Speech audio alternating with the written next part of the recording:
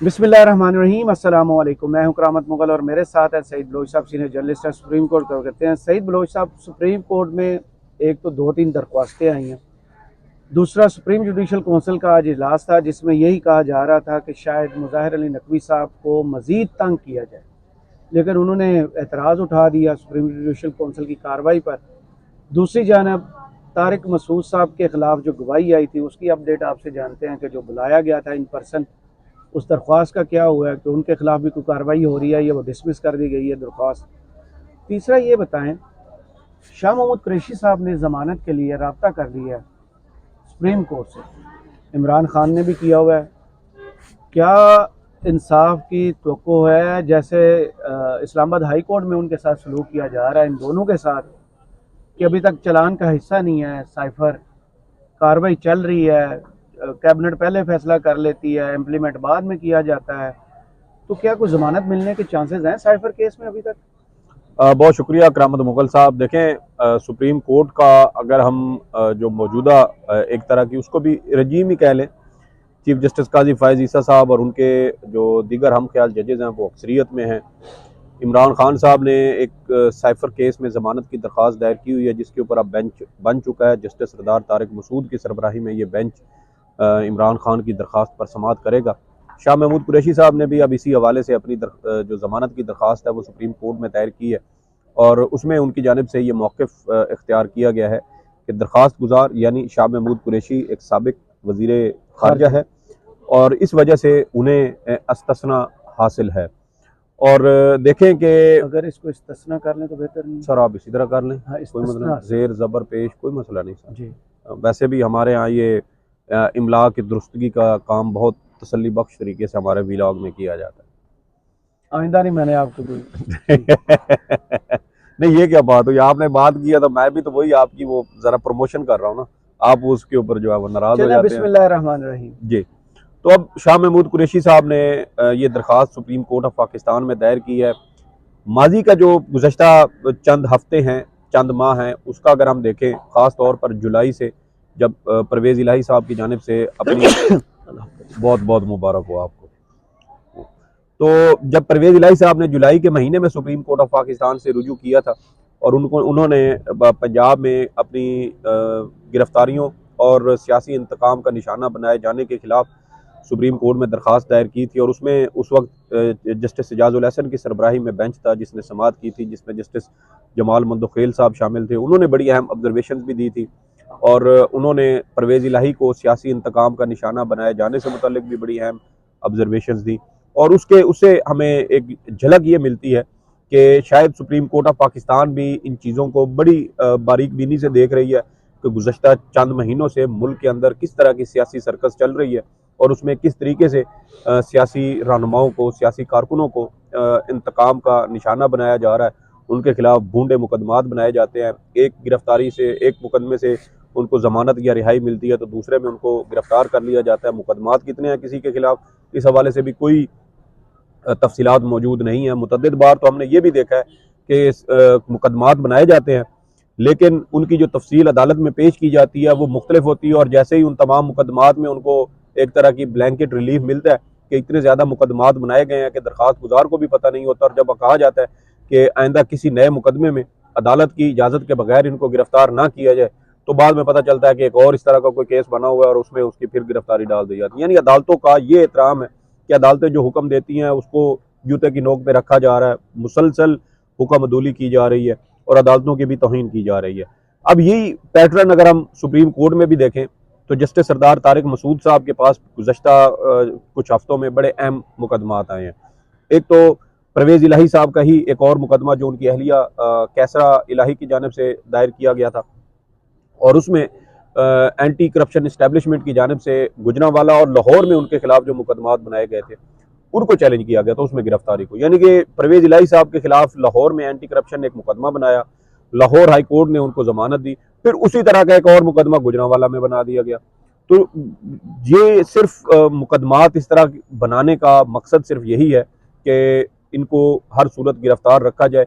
और आप ये देखें कि पंजाब में एंटी करप्शन के इदारे के जो सरबराह हैं वो कौन है? सुहेल जफर चट्टा साहब, जी। जो 9 इधर 26 मई के वाकयात जब हुए थे मैं वो इस वीडियो को यहीं रोक रहा हूँ, अजान हो रही है, अजान जी के जी। बाद तो दोबारा। याद है कि गुज़श्ता साल 25 मई को जब पीटीआई की जानिब से लॉन्ग मार्च शुरू किया गया था, तो फैज़ाबाद के मकाम पर उस वक्त के डीआईजी ऑपरेशन सुहेल ज़फ़र चट्टा साहब थे, और फैज़ाबाद में इन्होंने इस्लामाबाद पुलिस के दस्ते की क्या कहते हैं उसको, उनको कमांड करते हुए जी जी इन्होंने जी। आंसू गैस के शेल खुद फेंके थे बड़े जोश के साथ। एक कैमरामैन इनके आगे पीछे घूम रहा था और ये शेल फायर करते थे, पुलिस वाले साथ एक नया शेल देते, ये ऐसे कमांडो एक्शन करते हुए एक और शेल फायर करते, और बड़े धड़ल्ले के साथ इन्होंने अपनी वो वीडियो बनवा के तो सोशल मीडिया के ऊपर वायरल भी की थी।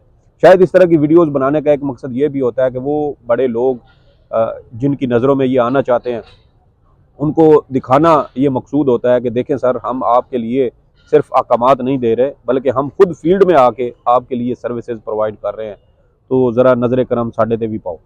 तो आप देखें कि उस नज़र करम के बाद सुहेल ज़फ़र चट्टा साहब को पीडीएम हुकूमत की जानिब से और ख़ास तौर पर मुस्लिम लीग नून की जानिब से एंटी करप्शन इस्टेब्लिशमेंट पंजाब का सरबराह मुकर्रर कर दिया गया। और फिर उसके सही। बाद आप देखें कि इमरान खान साहब की बहनों के खिलाफ भी उनको भी तलब किया गया, उस्मान बुज़दार को भी तलब किया गया था, लेकिन फिर उस्मान बुज़दार साहब तो पार्टी छोड़ के वो पाक साफ बड़े पवित्र हो गए हैं, और उनके खिलाफ तो शायद अब वो तमाम तर मुकदमात भी मुमकिन तौर पे अब तक तो शायद ख़त्म हो चुके हों। इमरान खान साहब की बहनों को तलब किया गया, उन्होंने गालबन साउथ पंजाब में कोई ज़मीन खरीदी थी लिया। लिया वाली साइड पे, और उसमें इल्ज़ाम लगाया गया था कि इन्होंने मुबैना तौर पे कुछ करप्शन की है, कुछ पैसों का हेर फेर किया है। फिर आप देखें कि परवेज़ इलाही साहब के खिलाफ मुकदमात बनाए गए। फिर आप ये भी देखें कि परवेज़ इलाही के जो साबिक उनके सेक्रेटरी थे पंजाब असम्बली के मोहम्मद खान भट्टी, उनके खिलाफ एंटी करप्शन की जानब से मुकदमात। तो ये पूरा सिलसिला था जिनका मकसद सिर्फ और सिर्फ पीटीआई को टारगेट करना था। फिर आप ये देखें कि जब यही मुकदमात की समाअत सुप्रीम कोर्ट में हुई, तो जस्टिस सरदार तारिक मसूद साहब उस बेंच की सरबराही कर रहे थे, हम कमरे अदालत में मौजूद थे। तो जस्टिस सरदार तारिक मसूद साहब ने ये जो इस वक्त पूरी फस्तायत पाकिस्तान के अंदर जारी है, इसके ऊपर उन्होंने कोई बात नहीं की, किसी किस्म का कोई कमेंट नहीं किया कि सियासी रहनुमाओं को, कारकुनों को किस तरीके से रियासत की जानिब से इंतकाम का निशाया बनाया जा रहा है, एक सबसे बड़ी सियासी जमात को तोड़ा फोड़ा जा रहा है, सबसे बड़ी सियासी जमात के खिलाफ इस तरह कार्रवाई करके अवाम के अंदर एक नफरत जो है वो उसका बीज बोया जा रहा है। लेकिन जस्टिस सरदार तारिक मसूद साहब ने इन तमाम चीज़ों को नज़रअंदाज करते हुए उन्होंने जाके सीधा हिट किया लाहौर हाई कोर्ट की जानिब से कि लाहौर हाई कोर्ट ने परवेज़ इलाही को इस तरह का रिलीफ कैसे दिया है कि उनको किसी और मुकदमे में गिरफ्तार ना किया जाए। तो यहाँ पर अदालतें जब ये चीज़ें देखती हैं ना, तो सिर्फ ये कंडक्ट तो आप ना देखें ना इस्लाम लाहौर हाई कोर्ट का कि वो कैसे ज़मानतें दे रहे हैं। साथ सियासी कारकुन है, सियासी कारकुनों ने कौन सी ऐसी बगावत जो है उसका वो ऐलान किया है रियासत पाकिस्तान के खिलाफ, सियासी मुकदमात हैं, आपकी अपनी ही सुप्रीम कोर्ट ये कह चुकी है।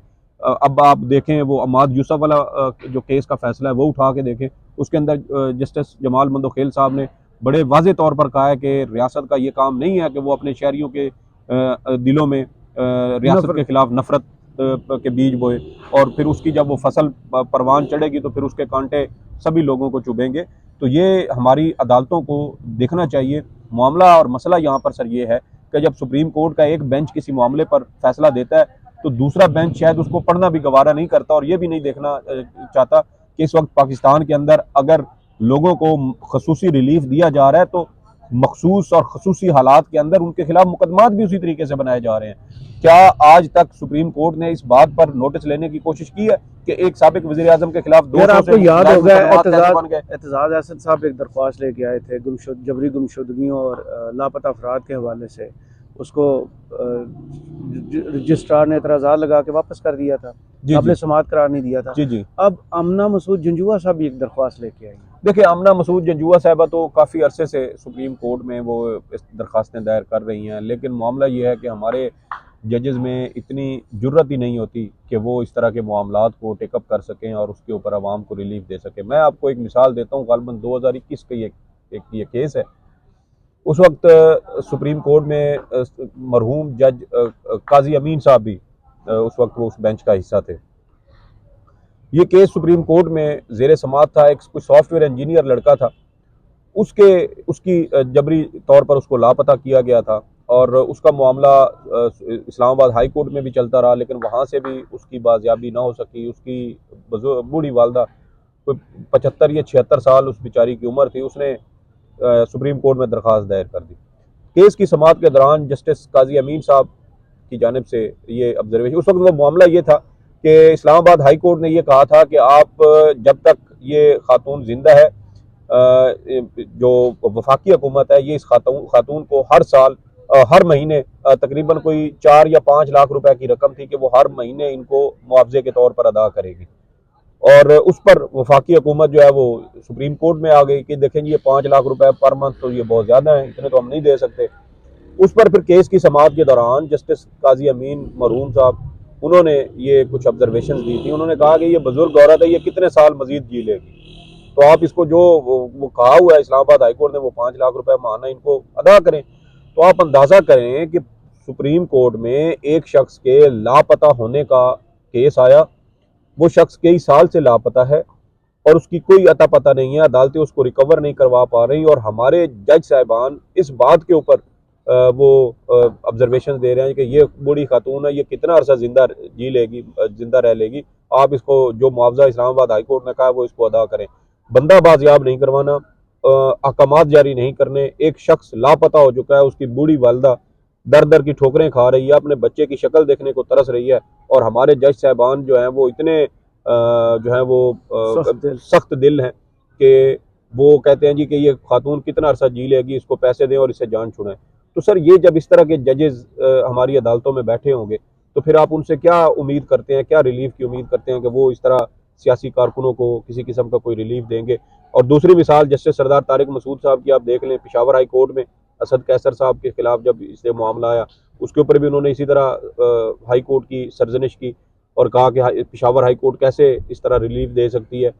तो कोई हमें तो उम्मीद नहीं है। चीफ जस्टिस काजी फायज ईसा साहब, हाई कोर्ट से ना सुप्रीम कोर्ट से। सर देखें, चीफ जस्टिस काजी फायज ईसा और उनके हम ख्याल ग्रुप, मेरे ख्याल में पीटीआई को ये समझ लेना चाहिए कि इस ग्रुप से जो इस वक्त सुप्रीम कोर्ट ऑफ पाकिस्तान में अक्सरियत रखता है, इस ग्रुप के में शामिल जजेस की अदालतों से शायद पीटीआई को रिलीफ नहीं मिलेगा। हाँ, ये एक अलग बात है कि इमरान खान साहब ने अभी भी अदलिया से उम्मीद रखी हुई है, वो अपने कारकुनों को भी बार बार इस बात की तलकीन करते हैं कि वो अदलिया की हिमायत करें, अदलिया से इंसाफ की उम्मीद है।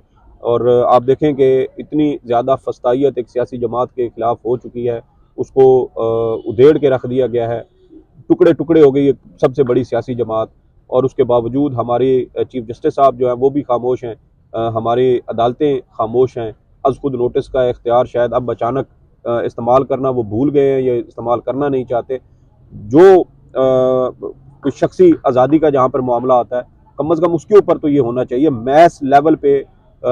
इस तरह जिस तरह ये सियासी कारकुनों को गिरफ्तार किया गया, सियासी रहनुमाओं को गिरफ्तार किया गया, सबसे बड़ी सियासी जमात को टुकड़े टुकड़े करके, क्या पाकिस्तान की जो रियासत है उसके खिलाफ किसी किस्म की कोई साजिश नहीं की जा रही? आप लोगों का सबसे बड़ी सियासी जमात का मैंडेट तस्लीम करने से इनकार कर रहे हैं, और सिर्फ यही मैंडेट तस्लीम ना करने की वजह से हम एक अलमिया मशरकी पाकिस्तान में देख चुके हैं। तो काजी साहब तो इस तरह की बड़ी बातें भी करते हैं, बड़े बयानात भी देते हैं, लेकिन उसके बावजूद हमें वो इस तरफ भी जाते हुए नज़र नहीं आते कि कम अज़ कम आप ये जो इतनी बड़ी तादाद में मुकदमात बन रहे हैं सियासी जमात के और एक ही केस की इतनी एफआईआर। सर देखिए, सुप्रीम कोर्ट का अपना फैसला है 2019 का।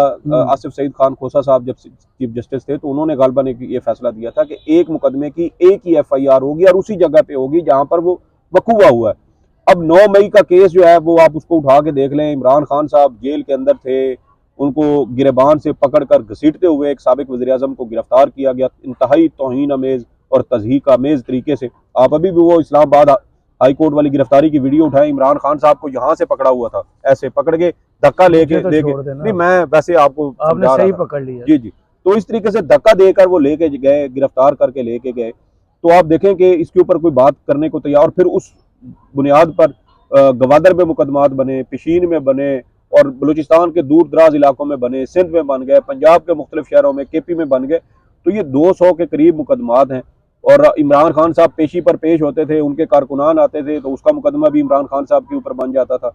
मतलब कि अगर पाकिस्तान में एक दरख्त से कोई पत्ता भी टूट के गिरता है तो उसका भी मुमकिन तौर पर इल्ज़ाम इमरान खान साहब को दिया जा सकता है कि इमरान खान साहब ये आपकी वजह से गिरा है, जिसकी वजह से माहौलियात को नुकसान पहुंचा और ये भी मुकदमा आपके खिलाफ है। सर ये जो जिस लेवल पे इस वक्त हमारी रियासत के मामलात चल रहे हैं ना, इस तरह के मुकदमात होना भी, देखिए वो 2 मंजियों का तो बन गया ना मुकदमा, 4 मंजियों का, वो पहले मजों का था, अब मंजियों का बन गया है। और यार ये खाद की 12 बोरियां, और बोरियां फिर भी कीमती हैं यार, 2 मंजियां यार, को खुदा का खौफ करें यार। और रंगीन पावे वाली हैं कि पता नहीं वो सादी हैं, ये भी नहीं पता, लोहे वाली हैं, ये भी नहीं पता। खाद का करना क्या था? हो सकता है किसी ने जहर लेके मरना हो, कुछ ऐसे भी होते हैं ना जिन्होंने कहा हो कि जी जहर हमने खाद की इस्तेमाल करनी थी। बहरहाल आप देखें कि रियासती जो मामलात हैं वो किस नहज पे आ चुके हैं, किस लेवल पे चल रहे हैं, लेकिन अदालतें मुकम्मल खामोश है। इसलिए मेरी अगर आप मेरा एक ओपिनियन अगर आप लें तो मुझे लगता है कि चीफ जस्टिस काजी फैज ईसा और उनके हम ख्याल जजेस के होते हुए मुझे तो कोई उम्मीद नहीं है कि पीटीआई के रहनुमाओं को सुप्रीम कोर्ट से कोई खास रिलीफ मिलेगा। चलें, बहुत शुक्रिया सईद बलोच साहब आपके तजिए का। कमेंट्स बॉक्स में ज़रूर बताइए वीडियो आपको कैसी लगी। इजाज़त दीजिए, अल्लाह हाफ़िज़।